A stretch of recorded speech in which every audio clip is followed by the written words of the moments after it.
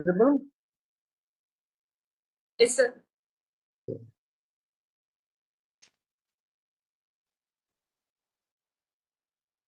So you can see a picture of Cleftlip. This is the nose, nostril normal side. This is the alveolus.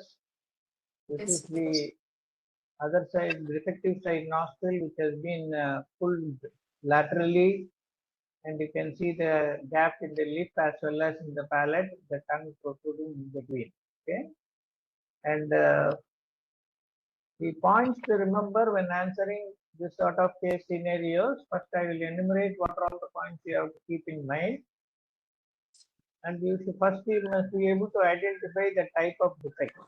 Now, this is a unilateral complete cleft of the lip and palate, or you can say primary and secondary palate. Secondary, primary palate majority of them, even if you just say lip and palate, examiners will agree. So this is a unilateral defect, and it is a complete defect of both the lip and palate. So that is the first diagnosis. And you should know the embryology and development leading to the cleft formation, which we now discussed. So the formation starts as early as the first month, 4 weeks of gestation, and it is complete before 12 weeks. So the first trimester, when organogenesis is happening, that is the time it all happens by the protrusion of from the pharyngeal pouches. And complaints regarding the appearance. So the defect would have been identified by the parents as a defective appearance. Then they will have difficulty in feeding the child, and they may have recurrent infections in chest and ear, speech abnormality as the child grows. So if a child has not been operated up to say 3 years or 5 years, then when they come with a lip and palate defect, they will definitely have a nasal quality of speech, and that will be at a very later stage. So initial stages, it is mainly because of the defective appearance, feeding difficulty, or recurrent infections where the parents bring the child to the doctor and examine the child for whether there is appropriate growth for age. At this stage, they may ask you about how to identify whether the child's weight is appropriate for the age. What formula can you use? Which formula, sir? Which formula? Age. Very good. Age in months plus 9 divided by 2, sir. So you must first ask about the birth weight. So based on that birth weight only, you should calculate this and see whether there is appropriate gain in the weight of the baby, whether the baby looks with adequate nutrition or whether it is looking emaciated, and whether the developmental milestones are taking place normally, and whether the presence of infection there in the chest and ear by auscultating the chest and looking the ear for any middle ear infection like otitis media. Sometimes, children coming from very low socioeconomic status may have a very foul smelling discharge from the ear that may be more offensive than the cleft lip and palate itself. And look for any associated congenital anomalies or syndromes, whether they are present in the child. And assess the child for anticipated difficult airway. Some of the conditions which can be classified as definitely anticipated difficult airway are a case like this with a wide left-sided cleft palate, or bilateral cleft with a protuberant premaxilla, or syndromic children like Peary, Robin, or Treacher Collin, or people feel, etc. Then minimal investigations are only needed in these small babies like hemoglobin, and if there is history of recurrent LRI, you may need an X-ray to see whether there is any pneumonatic patch, and you may get an ENT opinion if there is otitis media, and opinion for difficulty in feeding by from the dietitian and the orthodontist for preparing that so-called operator to fix that gap and feed the child. And the child had been identified to have a VSD or ASD, then cardiology opinion can be documented. Now, if there is a VSD with a harsh murmur, what will you do? Will you go Further ahead and do the surgery, or will you postpone the surgery?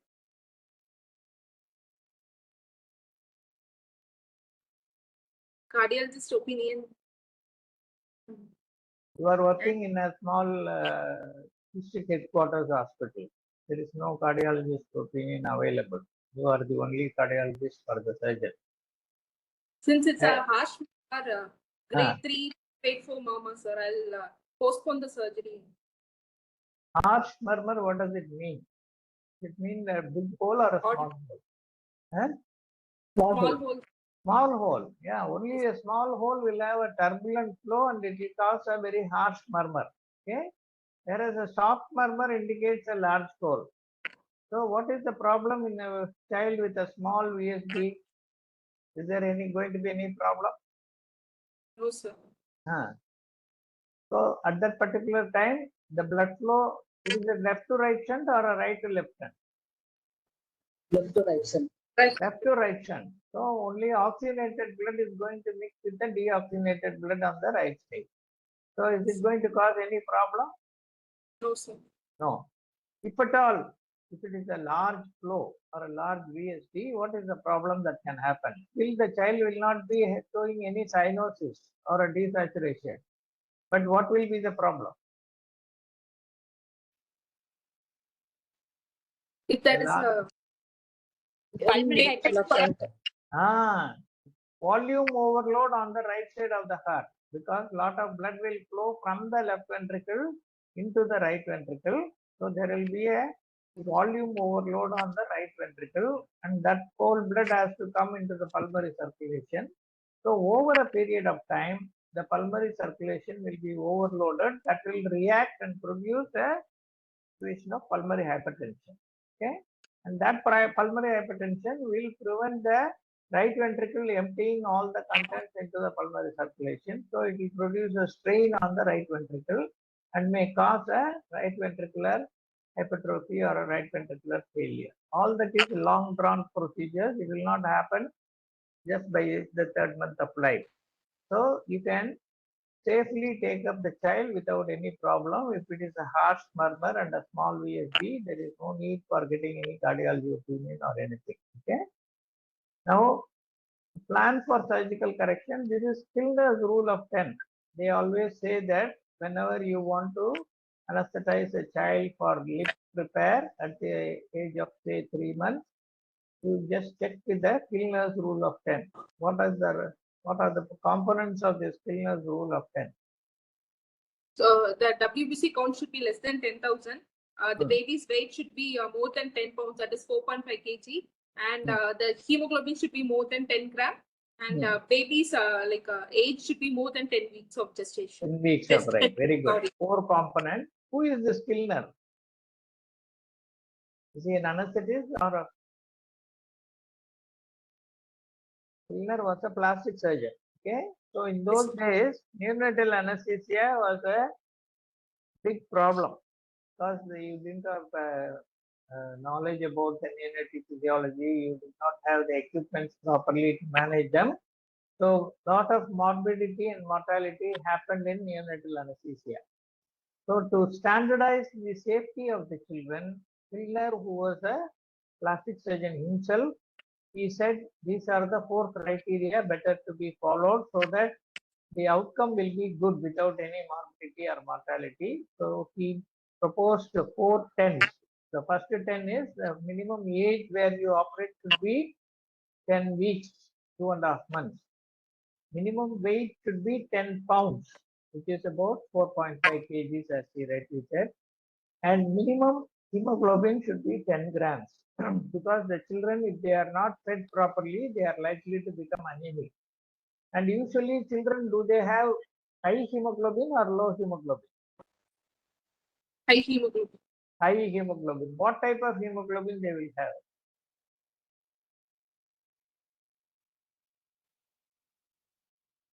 It's P8. Hemoglobin F, fetal hemoglobin. Fetal. So what age they have fetal hemoglobin? After birth also, they continue to have fetal hemoglobin, which will be replaced by adult hemoglobin. What is the difference between adult hemoglobin and fetal hemoglobin? The Adult binding capacity capacity of for oxygen. 2 DPG. Huh? What is the cause, Sister? It will not easily release the oxygen. Fetal hemoglobin has more affinity for oxygen and it will not release. That is why children up to the age of 3 months, they have a very high hemoglobin of 16 to 17 grams so that they can deliver oxygen to the tissues. Then only it slowly gets replaced by adult hemoglobin, which will have ability to release the oxygen whenever it is required at the tissue level. Okay, so the hemoglobin will be always high, and that is the reason why he said it should be at least 10 grams, which itself is considered as very low, right? And why 10,000 WBC count? What is the indicator of that? If the count is more than 10,000, what does it indicate? More prone for respiratory infections. So They may have occult respiratory infection. They may still be harboring. Clinically, they may not have any cough, they may not have any fever, but if the WBC count is more than 10,000, it may have occult respiratory infection, which means it's a hidden infection which will flare up when you give anesthesia. So at the end of the surgery, when you try to expirate, they may have a lot of lung signs, secretions, bronchospasm, all these things can happen. So that is an indicator of occult respiratory infection, and that is the reason we mentioned about the total count more than 10,000 indicating that. So these four things are considered as Skinner's rule of 10, age 10 weeks, weight 10 pounds, hemoglobin 10 grams, and WBC less than 10,000 kilograms. And plan the type of anesthesia, inhalation versus intravenous, depending upon the airway assessment and the availability of venous access. So what are the conditions where you would prefer an inhalation induction? if there is a difficult IV, malnourished, dehydrated, there will be difficult IV access, sir. And Okay. that time inhalation we can use. Or Okay.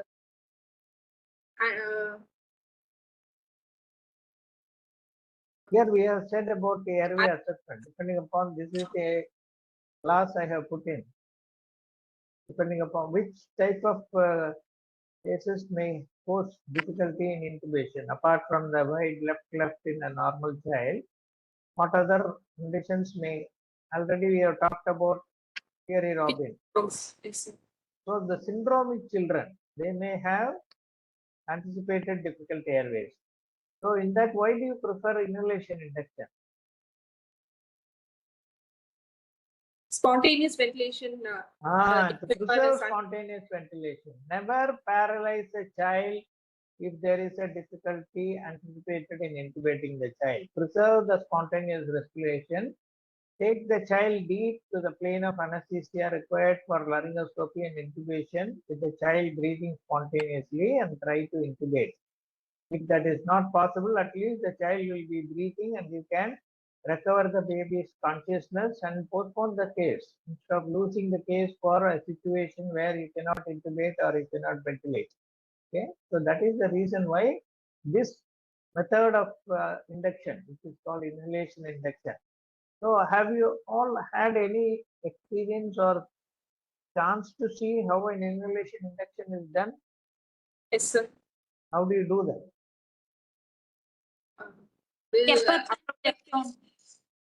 One at a time, clearly, please. I will keep a 6 liters of O2, sir. An appropriate phase should be kept. We can like SIBO induction can be like from high concentration to low concentration we can do, or from low to high, sir. Low to 2% we keep, and after 5 breaths we increase to 4%, then 6% or 8%. And when the patient breathing is like a deep breathing and pupils are not it's fixed, not rolling up. Is it the pupil or the eyeball? Eyeballs. Eyeball. Okay. So there are three important signs which tell you whether the child has gone to the correct plane of anesthesia or not. One is the initial rapid shallow respiration becomes slow deep respiration. That is the most visible and important difference, because whenever you put a mask on a conscious child, the child will be little anxious and will start breathing hurriedly. So the initial rapid shallow respiration will be replaced by deep slow respiration. That is the first and foremost change that you will see. The second thing is, as you watch the eyeball, by lifting the upper eyelid of the babies, if you watch the eyeball, it will be moving right to left, which is called the roving eyeball or rotating eyeball. And once the child goes to the surgical plane of anesthesia, this movement will stop and the eyeball will come and get fixed in the center, looking at the ceiling. So that is called the fixed central gaze. And that gaze should is the indicator of the achievement of the correct plane of anesthesia. And the third thing is the abdominal muscles, which are normally little bulging in the babies, it will become scaphoid. It start relaxing and it will get little depressed. The scaphoid shape will appear, and that is these three important clinical signs will tell you that the child is gone to the surgical plane of anesthesia, and that is the time you can try your laryngoscopy to see, visualize the cards, and then try to intubate the child. Any attempt before these three signs happen will result in stimulating the child unnecessarily and going for what complication? Spasm, sir. Laryngospasm. You should not just say spasm. You should say laryngospasm, which is a very, very dangerous complication, which, especially with a abnormal facies in the syndromic children, you will find it very, very difficult to ventilate the child. So you have to keep these 3 points well in mind if you are forced to do an inhalation injection in a situation where there is a syndromic patient coming to you. And the next point is calculate all the drug doses in advance, dilute accordingly, and determine the dose and label them and keep it ready. Similarly, the fluid is also, especially a child which is less than 10 kg, what type of IV set will you use? Burette set. You have to use a burette set so that you can calculate the amount of fluid that you want to give. It will have calculations less than 150 ml, so you can correctly measure the amount and keep it so that you don't overhydrate the child and make a volume overload. And intraoperative monitors, apart from the multi-parameter monitors, which nowadays we are routinely use, always use a precordial stethoscope and plan for multimodal analgesia, because children are very sensitive to use of narcotics, because their respiratory center is not well developed at the age of 3 months. Usage of too much of narcotics like your fentanyl, morphine or methadone will all cause more respiratory depression. So you can go for non-narcotic or opioid-free analgesia with appropriate local anesthetic block. Okay, so in this particular case, it is a pediatric patient which is less than 1 year, and if they have syndromic cleft, it will be more difficult. And for problems of sharing the airway, the surgeon, of course, not in the lip but in the palate, but in the lip, the surgeon will ask the tube to be kept in the middle of the lower jaw, so that there is no distortion of the upper lip while doing the correction. And separation anxiety in children who more than 6 months, if they come for palate or later revision correction. And you have to follow the NPO guidelines to avoid complications. And nowadays, what is the current status of NPO? How do you advise the NPO? 6431 rule. What is that?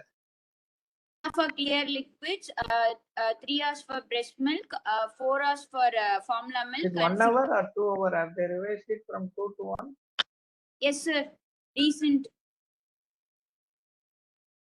So clear fluids can be given as close to as surgery as possible, but mother's milk and breast milk have to be avoided at the intervals of 6 and 4 hours. Okay. And anesthetic technique to be planned in advance based on the airway challenges. And pharmacokinetics and pharmacodynamics of the drugs used in infants to be learned well because their enzymes are not well developed. And avoid three hypos: hypotension, hypothermia, and hypoglycemia. That is the reason why the ambient temperature of the OT should be kept at least about 20 degrees to 22 degrees centigrade. And fluid loss should be calculated and correctly replaced. And these children are prone for hypoglycemia, especially if they are premature. So always try to give them the oral feeds helps in preventing this hypoglycemia. At the same time, intraoperatively also you may need to replace dextrose containing solution. And the infants desaturate faster because of the low FRC they have, and that will lead to bradycardia and even sometimes cardiac arrest also. So avoid desaturation.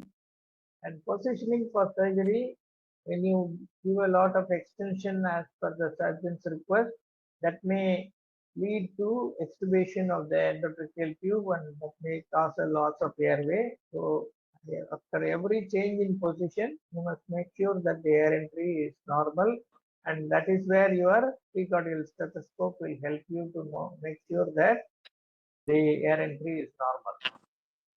And post-operative respiratory complexes like obstruction, laryngospasm, aspiration to have to be anticipated. So it is always better to wake up the child completely and get all the reflexes back with the full muscle power and turn the child to lateral position after any oral surgery, whether it is tonsillectomy or palate or lip surgery. It is better to turn the child to the lateral aspect, suck out all the secretions and blood, and then when the child is fully awake and coughing nicely, you can take out the tube. And reasons for post-op restlessness, the immediate post-op period may be because of pain. If you have been starving the child too much, and it may be, because of inadequate pain relief or because of hunger and airway compromise, especially after a wide palate which has been closed in a single sitting. The airway becomes very narrow and children find it difficult to breathe through the narrow air passage initially. And older children will cry because of separation anxiety. So I always ask the baby to be put on the mother's lap. Once it goes to the mother's lap, the warmth and the touch will be immediately felt by the baby, and they will become quiet if the other causes are ruled out. And essential to identify and manage the find out the cause and treat instead of blindly sedating, especially after palate surgery. Try to find out what is the cause for the restlessness and try to treat that, and don't dump the child with too much of sedative drugs. Now, some of the important pictures which will help you to remember the development or the embryology. You have the lateral nasal process and the medial nasal process. These are this is the frontal process which is coming. So all these three have to get fused, and once they fuse, you get these are the normal parts of a lip. So this is the nose. This portion of the nose is called the columella. From the columella to the upper lip, you have all of us have a depression. It is called the philtrum. And the lip has a mucosal layer and adjacent skin layer. Okay? And both of them meet at this point, which is called the white roll, thin white roll. This is a very important point where the plastic surgeons or the surgeons operating on the lip and palate will try to bring them at the correct alignment. So the two medial and lateral portions of the lip have to be dissected and the muscles have to be sutured together, and the externally this is called the $1,000,000 stitch, where they try to bring the lateral and medial aspect together and create this normal white roll. Only when this happens, you will get a good appearance. This is again a close-up view of the same thing. This is called the Cupid's bow. Looks like the bow and arrow of a Cupid. So this is the philtrum, and this is the white roll which is there connecting the mucosal membrane and the skin. And The nostril, whenever they do a repair of both the lip and palate which are present, the nostril also will be deformed because the ala will be going towards the lateral element. So that has to be brought together. So this is the columella, this is the tip of the nose, this is the nostril chill, and these are the alopecia groove, which has to be normally formed when they finish the surgery. And some of the syndromes associated with the clefts, let us see whether we can identify them. So what are all the syndromes you know of which can be associated with cleft and palate, the lip and palate? Trichocolin, Pierre Ah. Robinson, Down syndrome. Very and, good. Orofacial digital syndrome. You have Epert syndrome, Stickler syndrome. Robin, Klippel-Field, facial Vanderwood syndrome, all these things. I'll show some of the pictures. What is this child?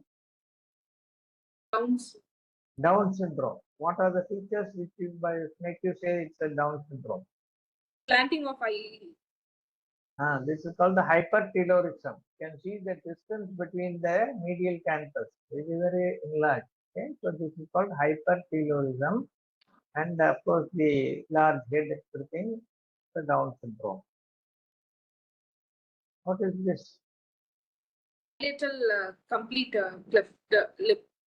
But what is the syndrome? What do you see in the lower lip? This is called the Vanderwood pitch. Okay, so it is called the Vanderwood syndrome, where you will have the small pit-like appearance in the lower lip. That is the way to identify this particular syndrome, which children will have bilateral cleft lip with a prominent maxilla. And if you find this, definitely one of the parents will be suffering from this disease. So they would have had the same problem in the childhood. So by looking at this, you can elicit that it's a really a congenital problem happening from the transmitted from the parents. What is this child? Trichocolin. The ear is very low placed. You can see instead of the normal ear should be on the level of the lateral canthus of the eye, but here it is very much below. Okay, so this is called the Cleftlip syndrome, and these children have a sort of webbing of the neck also. So it will be very, very tough to intubate these children. So it is better to go for, nowadays we have the fiber optic intubation technique. So this can be used in them for doing an intubation. And this is the classical. What is this case? Thierry Robinson. Thierry Robin. You can see the lower mandible is a straight line. There is no projection at all. Okay. So this is one. And here you can see the webbing happening in the neck. Which condition produces this? Klippel-Field syndrome. Yes, very good. This is called the Klippel-Field syndrome. And this is the Epert syndrome. The bossy eyes with face retrusion. And these children also come with isolated of palate. Some incomplete palate will be present. And their large head and small mouth will make laryngoscopy very difficult. This is called the Epert syndrome. So the most common congenital anomalies associated are VSD followed by ASD, cardiac condition. History of prematurity is important because of the apnea of prematurity in post-op, and any premedication. This is one common question the examiners will ask you. What premedication will you advise for a cleft lip and palate? If there is a IV line sector, we can give IV midazolam 0.05 to 0.1 mg per kg or ketamine 0.5 mg per kg, sir. Or IM ketamine 3 to 5 mg. Or like dexmedetomidine nasal drops can be given, sir. If All that only if you don't anticipate a difficult airway. That is a very important point. Many examiners prefer you to say that you don't give any premedication because they say all clefts may be difficult airways because of the, especially if they have a lip and palate defect, many examiners don't prefer you to say that I will give a premedication. But if you are confident and you are experienced, then you can do anything. But in a difficult, there are no features of free of airway obstruction. Can give syrup, midazolam can be given. That will be much more safer than giving any parenteral preparation. Okay. Okay, So sir. you can always, the absorption will take time and it will not cause too much of airway depression or respiratory depression. And the dose of epinephrine for infiltration to achieve hemostasis, how to prepare it? 1:2000, 2 lakh preparation we give, sir. 5 mg per ml. 200,000. Yes, sir. So it is the So 1 ml 5 is given in microgram per kg is the stated dose, can be prepared by 1 ampule in 200 ml of saline. That is the dilution that you have to use. What are the landmarks to administer infraorbital block in a 3-month-old infant? Infraorbital block can be given intraoral and extraoral. In extraoral, like 1 centimeter from the aisle of the nose and 1 centimeter below the Infraorbital, midpoint of the supraorbital. infraorbital margin. Very good. Infraorbital. So there are two approaches, external and internal. So this is the internal approach where you go through the buccal fold mucosa, okay, where the lip folds into the buccal cavity, and then put your finger at the point 1 centimeter from the ala laterally, 1 centimeter below the midpoint of the infraorbital margin. So you can put your finger there, aim your needle as though you are going to hit that finger, and then deposit 1 to 2 ml of your 0.25% bupivacaine. That will give an excellent block of the infraorbital nerve. For the external, again you can select this point and inject it through the skin also. Go and hit the bone and slightly withdraw and again inject about 1 to 2 ml. So palpate the infraorbital margin, mark a point about 1 centimeter below at the midpoint of the infraorbital margin. And this point is intersected by a line 1.5 centimeter from the corresponding ala of the nose transversely, and you can aim for that. What are the precautions to be taken during extubation? Was apply suction, remove any blood or secretion, ensure removal of throat pack. Even for lip repair, sometimes the surgeons keep a small gauze the anterior part of the mouth to prevent any blood going to the pharynx. So any throat pack or oral pack should be removed. Ensure full recovery of muscle power and consciousness. Ensure adequate pain relief. Otherwise, children will be very restless after oral surgery, and safer to extubate in the lateral position. And if you get a case of cleft palate, then they may ask you questions on bleeding palate, which may need exploration. How do you manage? The answer is similar to the management of post-tonsillectomy bleeding, which we will discuss in a later age.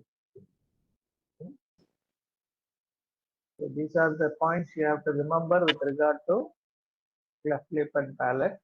Yes, sir. Okay. Well done, Priya. You have done a good job.